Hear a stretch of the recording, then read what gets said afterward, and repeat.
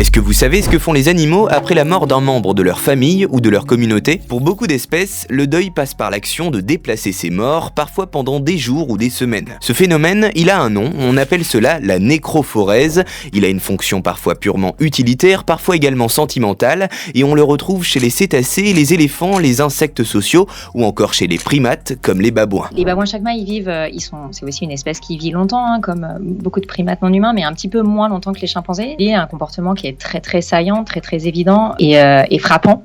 C'est les mères qui portent ces petits cadavres pendant plusieurs jours, parfois même plusieurs semaines, et jusqu'à temps que le cadavre soit complètement momifié, et qui, pendant ces plusieurs jours, vont faire des comportements comme du toilettage ou démontrer très souvent de l'intérêt envers ces cadavres. Il y a un comportement qui est très coûteux pour elles parce qu'elles font des longs trajets quotidiens. Évidemment, le corps n'est plus capable de s'accrocher à sa mère, donc elles sont obligées de le soutenir et de marcher sur 3 pattes. L'hypothèse principale, c'est que c'est une façon pour la mère de faire face à la détresse émotionnelle provoquée par la rupture brutale du lien d'attachement très fort avec l'enfant. Et ces comportements de deuil, ce serait plutôt un sous-produit en fait de la force de ces liens sociaux. Dès lors que la sélection naturelle elle a favorisé l'évolution de liens si forts, la rupture brutale de ces liens est extrêmement difficile, et pour la mère, porter le corps de son enfant, ça l'aiderait un petit peu à faire face.